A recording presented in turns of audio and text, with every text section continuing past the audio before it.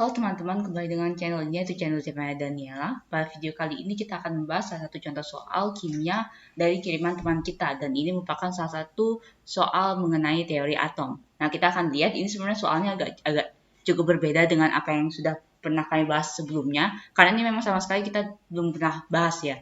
Jadi kita akan lihat frekuensi salah satu garis pada deret Paschen dari spektrum hidrogen atom adalah segini 2,7415 kali 10 pangkat 14 Hz. Ini sebenarnya soalnya maksudnya spektrum atom hidrogen ya, bukan spektrum hidrogen atom, sama saja. Hitung bilangan kuantum utama keadaan atas pada transisi itu. Nah, mungkin banyak di antara kalian yang masih belum terlalu mengerti tentang hal ini karena ini merupakan materinya tentang spektrum atom hidrogen dan ini biasanya dipelajari tentang waktu kita belajar tentang kimia kuantum atau fisika kuantum. Kita akan lihat, saya akan bahas sekilas saja mengenai pembahasan ini. Jadi untuk spektrum atom hidrogen itu dia mengikuti beberapa deret untuk menghitung keadaan dasar dan keadaan atasnya. Jadi misalkan ada sebuah atom hidrogen dia tereksitasi ke, misalkan anggaplah ini ada kulit pertama, kulit kedua, kulit ketiga, kulit keempat seperti itu ya. Itu dia akan tereksitasi dari kulit pertama ke kulit ketiga misalkan, dan dia mengeluarkan sejumlah energi, atau paling gampang sih dia memperbesar panjang gelombangnya, atau yang paling penting itu dia menyerap atau melepas energi. Jadi dia mengalami keadaan tereksitasi, dan keadaan tereksitasi ini yang biasa disebut dengan keadaan atas dan keadaan dasar. Keadaan dasar tuh maksudnya misalkan dia di sini berarti dia keadaan dasarnya waktu di kulit pertama, berarti N-nya itu sama dengan 1 karena kulit 1 ya. Terus kalau dia tereksitasi ke sini ke kulit ketiga, itu berarti maksudnya untuk N yang kedua, ini N1 dan ini N2 itu adalah 3. Jadi dalam hal ini N1 itu adalah keadaan dasar dan N2 itu adalah keadaan atasnya, seperti itu. Dan untuk menjelaskan mengenai keadaan atas dan keadaan dasar, terdapat 5 deret yang biasa dijelaskan mengenai spektrum atom hidrogen ini. Yang pertama itu ada deret Balmer namanya. Setelah itu, setelah ada deret Balmer, lalu setelah itu ada deret Lyman. Setelah ada deret Balmer, baru ada deret Lyman, dan yang ketiga itu ada deret Paschen. Jadi yang ditanya dalam soal kali ini itu ada deret yang ketiga, yaitu deret Paschen. Kalau pada deret Balmer itu dia atom hidrogen tersebut tereksitasi dari kulit yang pertama sampai ke kulit setelah yang pertama, yaitu 2, 3, 4, sampai seterusnya, sampai tak hingga bisa. Sementara untuk deret Lyman, itu dia atomnya itu dia tereksitasi dari kulit kedua sampai kulit ketiga, kulit keempat, sampai kulit kelima, atau sampai kulit tak hingga juga bisa. Sementara kalau untuk Paschen, itu dia atomnya tereksitasi dari kulit ketiga. Jadi keadaan dasarnya sudah ada di kulit ketiga, dan dia bisa pindah ke kulit mana saja setelah kulit ketiga, bisa ke kulit keempat, kulit kelima, atau sampai kulit tak hingga, seperti itu. Nah, untuk menjelaskan soal seperti ini, karena kita sudah menjelaskan sedikit mengenai deret Paschen, ini kita perlu menggunakan salah satu persamaan yang dicetuskan oleh Paschen itu sendiri. Sebenarnya Balmer sih sebenarnya yang mencetuskannya. Jadi yang pertama, untuk menggunakannya, untuk menyelesaikan soal seperti ini, kita perlu menggunakan persamaan 1 per lambda, itu sama dengan R dikali dengan 1 per N kuadrat dikurangi dengan 1 per M kuadrat. Nah, kalian harus perhatikan baik-baik bahwa lambda di sini itu adalah panjang gelombang. R merupakan tetapan Rydberg. Tetapan Rydberg sendiri itu besarnya cukup banyak ya, yaitu 1,097 kali 10 pangkat 7 per meter. Jadi itu sekitar 10 jutaan lah kira-kira. Itu adalah tetapan Rydberg. Dan untuk N dan M sendiri itu sebenarnya sama persis seperti tadi. Ini semua menunjukkan sama-sama jumlah kulit, cuman untuk N itu keadaan dasar dan M itu pada keadaan atasnya. Dalam hal ini karena ini deret Paschen berarti N-nya sudah pasti 3 gitu ya. Jadi kita akan langsung lihat. Dan sekarang yang kalian tahu pertama frekuensinya kan yang diketahui pada soal, sementara yang ditanya ada panjang gelombangnya. Kita harus mengubahnya frekuensi menjadi panjang gelombang ini dengan cara menggunakan rumus V sama dengan F kali lambda. Jadi kecepatan itu sama dengan frekuensi dikali dengan panjang gelombangnya, kayak gitu ya. Dan dalam hal ini karena ini kita menggunakan kecepatan cahaya, jadi kita menggunakan 3 kali 10 pangkat 8. Jadi kita bisa tulis lambda sama dengan V per F.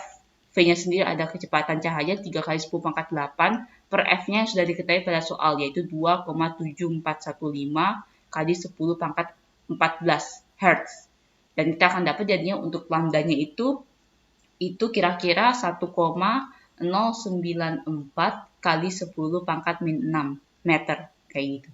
Lalu setelah itu kita bisa pindahkan ke sini, ke rumus ini, jadi 1 per lambda, 1 per 1,094 kali 10 pangkat min 6 sama dengan setapan Rydbergnya itu ada 1,097 kali 10 pangkat 7 dikali dengan 1 per n-nya, karena ini direct question berarti dia keadaan awalnya di kulit ketiga, berarti n kuadrat 3 pangkat 2 sama dengan 9.